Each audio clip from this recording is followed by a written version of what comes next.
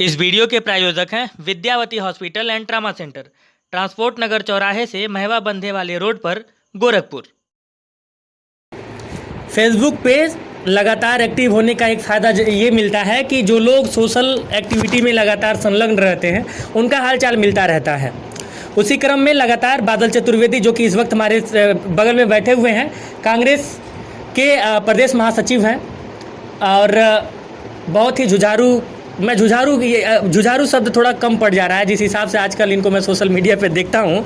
उससे भी अतिरिक्त यदि कोई शब्द हो तो वो लगना चाहिए, क्योंकि लगातार आम जनता के बीच लगे हुए हैं। कोरोना के जैसा आप सब लोग जानते हैं कि कोरोना काल में लगातार लोगों को मदद पहुँचा रहे थे। बादल भाई, सबसे पहले तो बहुत बहुत स्वागत है आपका इनसाइड भारत टीवी पे। और मानेंगे नहीं,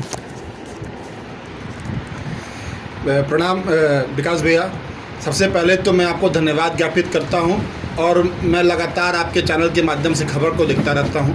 पूरे पूर्वांचल में इतनी कम उम्र में आपके चैनल और आपने जो आम जनमानस की बातें उठाई हैं, जो सोए हुए जनप्रतिनिधि हैं, उनको जगाने का प्रयास किया है।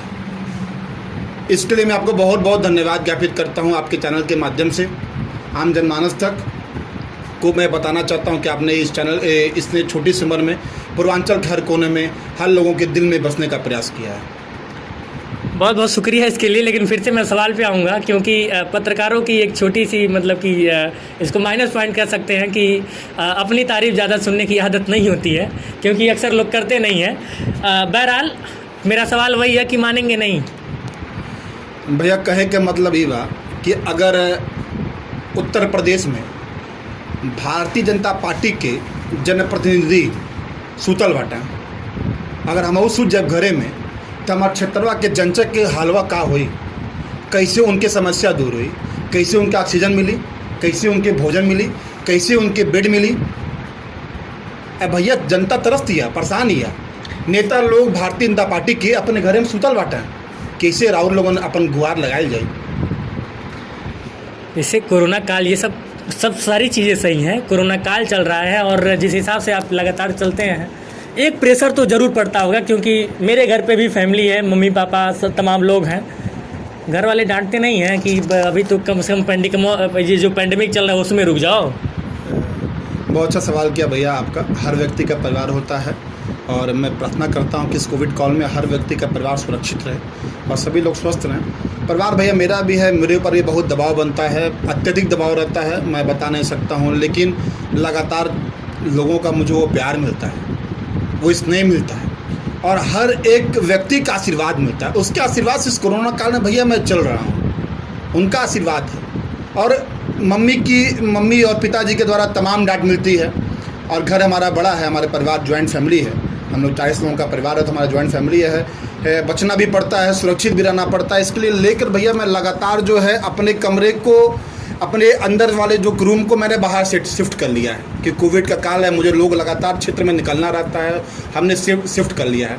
और मैं बताना चाहता हूँ, आपके चैनल के माध्यम से बताना चाहता हूँ कि एक दिन की बात है, हम और हमारे साथी प्रिय भाई रानी डिहा से वीरू भाई हम लोग आ रहे थे और हमारा गाड़ी जो है बरसात के दिन में गाड़ी फिसली और गाड़ी फिसलने के कारण मुझे रीढ़ की हड्डी में चोट लग गई और मैंने दिखाया तो L4 L5 में मेरे गैप आ गया।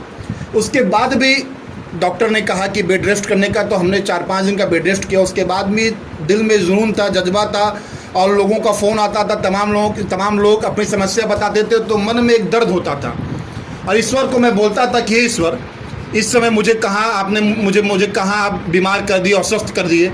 लेकिन लगातार उसके बाद ही भैया 5 दिन बाद आप लोगों का आशीर्वाद से स्वस्थ होने के बाद लगातार जनसेवा कर रहा हूं और जनसेवा लगातार जारी रहेगी। आपने बताया कि मुझे ये पता था कि आपकी तबीयत कुछ नासाज है, लेकिन ये नहीं पता था कि रीढ़ की हड्डी में चोट लग गई। क्या अनुभव रहा कोविड का, मतलब कि किस तरह से कोविड को देखते हैं? क्योंकि बहुत ही दर्दनाक, मतलब कि अगर हम लोग खैर लगातार क्षेत्र में थे और जो दशा और दुर्दशा, दशा नहीं कहेंगे उसे दुर्दशा ही कहेंगे, बहुत ही भयावह स्थिति थी। आपका क्या अनुभव रहा? भैया मेरा अनुभव ये रहा कि आपने जो सही कहा, बहुत ही भयावह स्थिति थी। पहली बार के जब कोविड पहला अटेम्प्ट था उसमें लोग भोजन के तरस रहे थे, इस अटेम्प्ट में लोग ऑक्सीजन और बेड के लिए तरस रहे थे। अच्छे लोगों को इस बार ऑक्सीजन के लिए और बेड के लिए तरसते हमने देखा है। और हमारा प्रयास, हमारे टीम का प्रयास ये रहा है कि हर व्यक्ति तक हमने सोशल मीडिया के माध्यम से हमने अपना नंबर भी जारी किया था कि आपकी ऑक्सीजन की ज़रूरत हो, दवा की ज़रूरत हो और भोजन की ज़रूरत हो। तो हमने एक मुहिम भी चलाया था। आपके चैनल के माध्यम से मैं बताना चाहता हूं कि हमने गोरखपुर शहर में एक मुहिम भी चलाई थी, जिसको सोशल मीडिया के माध्यम से और आप जैसे तमाम प्रिय भाइयों, तमाम पत्रकारों के माध्यम से बहुत स्नेह मिला, बहुत स्थान मिला, अखबारों में, चैनल पे बहुत स्थान मिला। हमने एक मुहिम चलाई थी अपनी रसोई की मुहिम का उद्देश्य, मैं उसी सवाल पे आने वाला भी था, तो आप जब पहले ही जवाब दे रहे हैं। हाँ, तो उसका उद्देश्य ये था, मैं बताना चाहता हूँ, उसका उद्देश्य ये था कि हम हर एक ज़रूरतमंदों तक, क्योंकि इस कोरोना में, ये कोविड ऐसा बीमारी है कि आदमी से दूर रहना चाहता है और सरकार भी कहती है 2 गज दूरी, मास्क है ज़रूरी, लेकिन सरकार सिर्फ कहती है कि 2 गज दूरी, मास्क है ज़रूरी, वो बड़े बड़े वादे करती है। इस गोरखपुर शहर में हमने अच्छे परिवार को तरसते हुए देखा 2 टाइम की भोजन के लिए। कारण क्या है, बगल के लोग उनका साथ देने के लिए तैयार नहीं होते थे। मुझे ऐसा फ़ोन आया कि मैं आपके चैनल के माध्यम से उनका नाम नहीं बताना चाहता हूँ, नंबर नहीं प्रकाशित कराना चाहता हूँ। अच्छे परिवार के लोग थे, जाने पे हृदय में दर्द होता था, उनको देखने पर दर्द होता था कि बगल के लोग उनका सहयोग नहीं करते थे। और लगातार मैं आपको बताना चाहता हूँ, आपके चैनल के माध्यम बताना चाहता हूँ, मैं दिन नहीं बताऊँगा क्योंकि छोटी मुँह बड़ी बात हो जाएगी। मैं गदना से आदमी हूँ, इस शहर के गदना से आदमी हूँ और प्रयास करता हूँ व्यक्ति तक पहुँचने का। हम लोगों जब मैं भोजन पहुँचाता था, मुझे दर्द ये होता था कि मैं देखता था तमाम ऐसे घर हैं कि अगल बगल के लोग जो उनका सहयोग नहीं करते थे। उस समय मैं आजीवन ऐसे ज़रूरतमंदों की सेवा के लिए तत्पर रहूँगा। और आपका सवाल ये था कि आपने इस दुर्दशा क्या देखी। भैया मैं बताना चाहता हूँ आपके चैनल के माध्यम से, सरकार विफल थी, सरकार विफल है, थी भी और है भी। जब कोविड का पहला अटेम्प्ट आया तो हमारे नेता हर दिल अजीज, युवाओं नौजवानों के प्रेरणा स्रोत आदरणीय श्री राहुल गांधी जी ने कहा था कि भारत में एक भयावह बीमारी आने जा रही है। तो तथाकथित पत्रकार, बिकाऊ पत्रकार ने लोगों ने और कुछ नेता ने उनको पप्पू करके संबोधन किया था। हमारे नेता आदरणीय राहुल गांधी जी की बात आदरणीय प्रधानमंत्री जी ने माना नहीं था। हमारे नेता ने पत्र भी लिखा था कि देश भयावह स्थिति से जूझने वाला है, लेकिन उन्होंने इस बात पे ध्यान नहीं दिया। ये परिणाम आपके सामने है, परिणाम आपके सामने है कि सरकार फेल है और झूठे मौत के आंकड़े दिखाए जाते हैं। विकास भैया बताना चाहता हूं आपके चैनल के माध्यम से कि झूठे मौत के आंकड़े दिखाए जाते हैं। कुछ दिन पहले आप खबर देखे थे, हमारे रवि किशन सांसद जी ने लिखा था, गोरखपुर के सांसद आदरणीय रवि किशन जी ने लिखा था कि गोरखपुर में 1 मौत। और आप वहीं राजघाट चल जाइए, असंख्य मौत हुई थी जिसकी गिनती नहीं हो सकती है। रवि किशन जी झूठे दावे क्यों कर रहे हैं, झूठी बातें क्यों कर रहे हैं, किसको छिपाना चाहते हैं? हर आदमी जान चुका है, उत्तर प्रदेश का हर बच्चा जान चुका है, हर नौजवान जान चुका है, हर बड़े बुजुर्ग जान चुके हैं कि भारतीय जनता पार्टी की सरकार विफल है।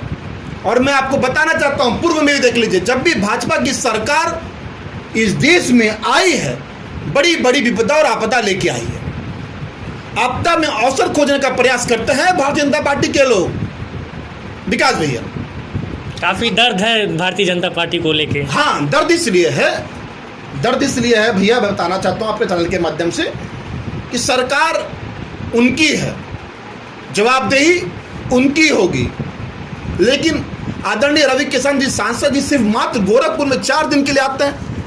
आप अपने चैनल के माध्यम से तमाम विधायक को फ़ोन लगाइए। हमारे मौजूदा नगर विधायक सोते हैं घर में, फ़ोन नहीं उठाते हैं और सिर्फ फेसबुक पे बड़ी बड़ी बातें करते हैं। जनता ने आपको चुना है, आपको चुन के नेता बनाया है, घर पे सोने के लिए, बैठने के लिए। रवि किशन जी सिर्फ 4 दिन गोरखपुर में आते हैं और 2-4-5 घर में अपने घर के बगल में 2-4-5 घर में दवा बांट के और कहते हैं हमने कोरोना किट का वितरण किया। ऐसे गोरखपुर संभलेगा। अभी किशन जी तो लगातार इन दिनों सोशल मीडिया पे एक्टिव हैं। अब चूंकि गोरखपुर के सांसद अभी कुछ दिन पहले वो उनवल गए थे और उनवल में उन्होंने मतलब 50-60 मौतों की जब खबर उनको मिली तब वो उनवल गए थे और उनवल का जो वहाँ पे स्वास्थ्य केंद्र था उसको उन्होंने गोद लिया और कह रहे हैं कि अब इसको हम हाईटेक से भी ज़्यादा उत्कृष्ट बनाएंगे। हालांकि उसके बाद मैं वहाँ पे जाके कवर भी किया था। और जो हाईटेक का मतलब हम लोग समझते हैं कि बड़े बड़े अस्पताल जैसे PGI, KGMU और दिल्ली का गंगाराम अस्पताल हो गया, अपोलो हो गया, तो क्या उस तरह के अस्पताल मतलब कि सांसद जी बनाएंगे? हालांकि ये बहुत बड़ा प्रश्न चिन्ह है, लेकिन आने वाला वक्त बताएगा।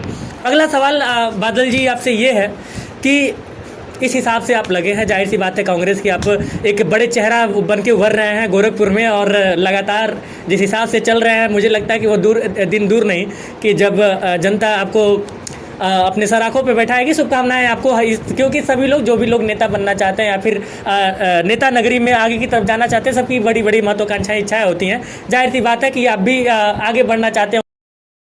तो इतना सब कुछ आप कर रहे हैं, क्या लगता है यदि मौका मिलता है कांग्रेस के टिकट से गोरखपुर से विधायकी लड़ने का तो क्या स्ट्रेटजी अपनाएंगे? किस तरह से आप मतलब कि प्लानिंग क्या है आपकी? अगर हमारे शीर्ष नेतृत्व ने हमको मौका दिया तो गोरखपुर शहर में जो मैंने सोचा है वो कार्य करूँगा और गोरखपुर शहर को मैं इतना डेवलप कर दूंगा कि आदमी कल्पना नहीं कर सकता है। ये जो यहाँ के विधायक सुस्त विधायक हैं वो मुंह छिपाते फिरेंगे, लगातार 5 बार के विधायक हैं, ये उनके लिए गर्व का विषय है, लेकिन ये जनता के लिए शर्म का विषय है। ये शर्म का विषय क्यों है विकास भैया? आप चल जाइए, मौजूदा विधायक अपने घर के बगल में आधा शरीर पानी से भरा लबालब रहता है। गोरखपुर तो खुद पानी में खड़ा होकर फोटो खिंचवाते हैं। हाँ, विधायक जी कहते हैं कि अधिकारी हमारा सुन नहीं रहे हैं। अधिकारी क्यों आपका नहीं सुन रहे हैं? सरकार आपकी, सत्ता आपकी, सांसद आपके, मेयर आपके, पार्षद आपके, आपकी बातें सुनी जा रही है। आरोप किस पर लगा रहे हैं? जनता को गुमराह करना चाहता है कि मेरी बात अधिकारी नहीं सुन रहे हैं। अगर आपकी बात अधिकारी नहीं सुन रहे हैं तो आप उनकी शिकायत मुख्यमंत्री से करिए। आप अपने घर के बाहर आधा शरीर पानी भर के दिखा के आधे शरीर में क्या शो करना चाहते हैं, क्या दिखाना चाहते हैं? गोरखपुर शहर की बात करते हैं विकास भैया तो 70 वार्ड मौजूदा समय में 70 वार्ड है, 37 वार्ड और डेवलप हुआ है। 70 वार्ड है विकास भैया, और 70 वार्ड की दुर्दशा ऐसी है कि अगर बरसात हो जाए तो लोग अपने घर में रहना जीना दुश्वार हो जाता है। नालियां बजबजाती हैं, सड़कें टूटी हुई हैं, स्ट्रीट लैंप नहीं है। गोरखपुर का बहुत विकास बताते हैं, मुख्यमंत्री जी भी बताते हैं, सांसद जी भी बताते हैं, और विधायक जी की अगर आप बात करें तो कहते हैं कि बहुत ज़्यादा डेवलप हो गया है। जी, गोरखपुर बहुत डेवलप हो गया है। मैं कहता हूं गोरखपुर शहर जानते हैं कहां डेवलप हुआ है? पन्नों पर गोरखपुर शहर बहुत बढ़िया डेवलप हो चुका है। आप चल जाइए ना, आप अपने चैनल के माध्यम से जाके पता कर लीजिए कि गोरखपुर शहर कहां डेवलप हुआ। ठीक है, मैं विपक्ष खा लेता हूं, मैं उनकी नाकामियां गिना रहा हूं। तो गोरखपुर 70 वार्ड में आप चल जाइए, मैं आपसे निवेदन करता हूं, आप जाके देख लीजिए कितना विकास हुआ है, कितना ज्यादा विकास हुआ, देख लीजिए भैया। विकास कहीं हुआ नहीं है, साफ बात, झूठी बातें हैं सब। आप निकलिए मेरे कार्यालय के बाहर, देखिए नालियां टूटी हैं, आप बेतिहाता बैठे हैं, बेतिहाता में नालियां टूटी हुई हैं, सड़कें बजबजा रही हैं। बादल को यदि मौका मिलेगा तो ये सारी समस्याएं दूर हो जाएंगी। कितने दिन में दूर होंगी? एकदम आपको मैं उम्मीद और विश्वास दिलाता हूं, और आपके चैनल के माध्यम से हर एक श्रोताओं को, हर दर्शकों को बताना चाहता हूं। उत्तर प्रदेश कांग्रेस पार्टी के प्रदेश अध्यक्ष और शीर्ष नेतृत्व ने मुझे मौका दिया तो गोरखपुर शहर में एक नया आयाम स्थापित करने का काम करूंगा। और आपने कहा कितने दिनों में, तो बताना चाहता हूं जल्द से जल्द, क्योंकि शहर बड़ा है। विकास जो मैंने सोचा है उस सबसे करने में थोड़ा समय लगेगा, लेकिन पूरा 5 वर्ष नहीं लगेगा। मैं भी उम्मीद दिलाता हूं, विश्वास दिलाता हूं, आपके चैनल के माध्यम से श्रोता को बताना चाहता हूं कि मैं गोरखपुर शहर को चमकाने का प्रयास करूंगा, सुरक्षित करने का प्रयास करूंगा। जहां आप रोज देख सकते हैं मुख्यमंत्री शहर में आज यहां लूट और कल वहां आते हैं, ये सब काम कराने का बंद काम कराऊंगा और कमीशनखोरी का काम बंद करा दूंगा। अगर मुझे मौका मिला तो इस क्षेत्र की जनता को एक गोरखपुर शहर, सुरक्षित शहर अच्छा शहर और विकासशील नहीं कहूंगा, विकसित विकसित शहर करके देने का प्रयास करेगा आपका ये बाला चतुर्वेदी। बहुत बहुत शुक्रिया बादल भाई बातचीत करने के लिए, और उम्मीद करते हैं कि अपने आप पहले खुद सुरक्षित रहेंगे, क्योंकि लगातार आप बाहर निकल रहे हैं, जनता की सेवा कर रहे हैं।